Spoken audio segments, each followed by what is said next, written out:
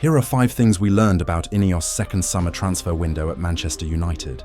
It has been bold, expensive, and at times unpredictable, but it tells us a lot about the new direction taking shape at Old Trafford. From the high-profile signings like Cunha, Mbeumo, and Sesko, to the gamble on youth with Diego Leon and Senne Lammens, to the crucial focus on outgoings, this summer has given fans both hope and questions. Is this finally a coherent rebuild, or just another chapter in United's long struggle back to world dominance? 1. United finally have a transfer strategy. For over a decade, Manchester United's transfer windows felt like scattershot decisions. Under INEOS, that is starting to change. Look at the profile of signings this summer. Matheus Cunha, 26. Bryan Mbeumo, 26. Benjamin Sesko, 22. Senne Lammens, 23. Diego Leon, 18. All young enough to grow in value, old enough to contribute now. On the outgoing side, Garnacho and Antony were sold for a combined £60 million.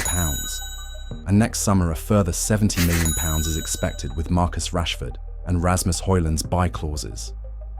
For once, sales are part of the plan, not an afterthought. What stands out is the shift to a more data-driven approach. Recruitment is no longer about chasing the biggest name, but about identifying players whose metrics and profiles fit both the system and the future of the squad. Sesko, for example, was tracked for months, with an emphasis on his movement patterns and finishing consistency. Lammens was flagged early as one of the best in his age group statistically, particularly in penalty saves and shot stopping. Even Mbeumo and Cunha fit the model when you look beyond their headline stats. High pressing intensity, strong work rates, and versatility across attacking positions. This is a very different type of scouting to what we saw under previous regimes, where decisions often felt impulsive and disconnected. Just as important, United signed players who genuinely wanted to join the club. Cunha made it clear from the start that he wanted United. Mbeumo turned down Newcastle and Spurs. Diego Leon was also tracked by Arsenal, but chose Old Trafford. Sesko rejected a move to Newcastle in favour of United. Despite finishing 15th last season, United still have a pull that many clubs envy. This matters because it means the squad is being built not just on profiles and stats, but on hunger and desire to wear the shirt. For the first time in years, United's incomings and outgoings are beginning to resemble a long-term strategy, one based on data, planning, commitment, and financial control, not just short-term fixes. 2. The attack has been rebuilt. Last season, Manchester United's forward line looked stale and predictable. Too often it relied on moments from Marcus Rashford or flashes of individual brilliance without any real cohesion. INEOS ripped that apart this summer and built something new. Benjamin Sesko arrived as the number 9 of the future, with the height, movement, and finishing to transform the attack. Bryan Mbeumo brings pace, versatility, and a proven Premier League output. Matheus Cunha adds energy and creativity, a forward who can drift, press, and link play. The difference is already clear in the numbers. Last season, Sesko, Cunha, and Mbeumo scored a combined 48 league goals. In comparison, the entire Manchester United team managed just 44. Sesko could be the final piece to truly bolster the attack, while Cunha and Mbeumo give United Premier League proven quality that Garnacho, Rashford and Højlund could not consistently deliver. This is not just a refresh, it is a rebuild of the front line built on proven production, smart scouting, and players who can fit into a system rather than relying on isolated moments. 3. The goalkeeper gamble. If there is one position that defines Manchester United's uncertainty, it is goalkeeper. Andre Onana was signed to be the modern sweeper keeper, but his first season left more questions than answers.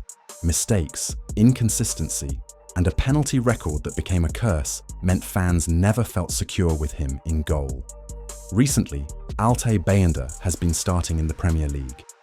His distribution has impressed, but the mistakes against Burnley and Arsenal showed he is not the long-term answer either. That is why the move for Senne Lammens feels so important. At 23 years old, he represents the long-term vision INEOS want to build. Strong at shot stopping, confident on penalties, and commanding in the air, Lammens has been described as one of the best in his age group. But make no mistake, this is still a gamble. He is young, unproven at the very highest level, and stepping into one of the most pressurized positions in world football. Many fans and pundits had wanted Emi Martinez, an overwhelming favourite because of his World Cup winning pedigree and penalty heroics. But others pointed out that Martinez is error-prone and at 33 would only have been a quick fix. Gianluigi Donnarumma was also an option on paper, but his wage demands would have blown apart United's new salary structure, so the club never pursued him. Instead, INEOS stuck with their philosophy of hungrier players eager to prove themselves, rather than expensive names looking for one last contract. Whether that choice pays off remains one of the biggest questions of this new era. 4. The midfield question. Under Amorim's 3-4-3. If there is one area of the pitch that still feels unresolved, it is midfield. Amorim has been loyal to his 3-4-3 system, which relies on a two-man midfield. But in the Premier League, where most teams play with three in the centre, United have been exposed. Casemiro, now past his peak years, struggles to cover the ground he once could. Alongside him, Bruno Fernandes is a player of brilliance, but not balance. He thrives with freedom in the final third, but when placed in a pivot, his instincts pull him too high, leaving dangerous gaps behind. The result is a midfield that cannot consistently control games. Against Fulham, United's 2 were dominated by 3. Against Burnley, the lack of control invited unnecessary pressure. United spent heavily on attackers, but neglected the heart of the pitch. And that is why so many fans believe Amorim's 3-4-3 may never truly work at Old Trafford. It was not for lack of trying.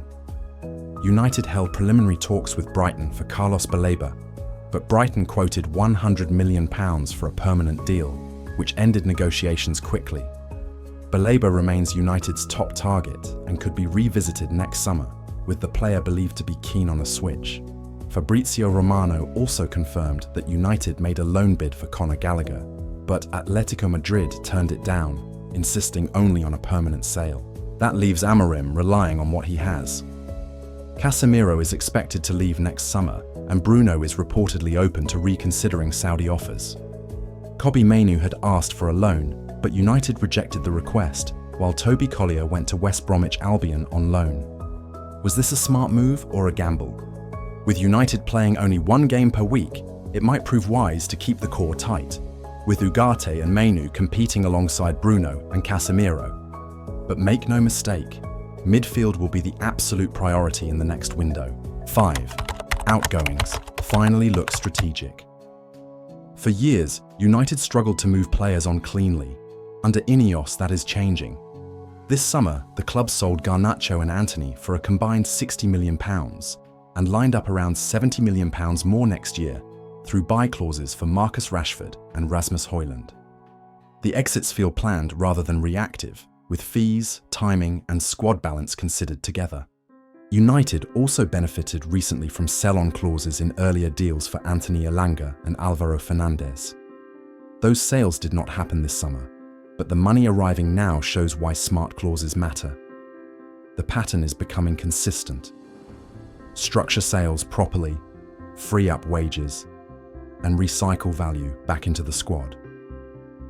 For the first time in a long time, United's outgoings support the rebuild instead of working against it. So what did we really learn from INEOS's second summer transfer window at Manchester United?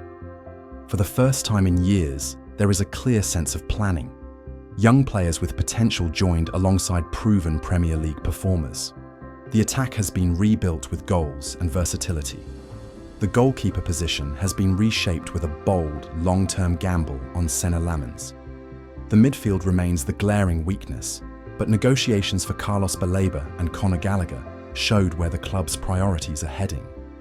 And most importantly, the outgoings now look strategic, with sales, clauses, and forward planning finally benefiting the rebuild.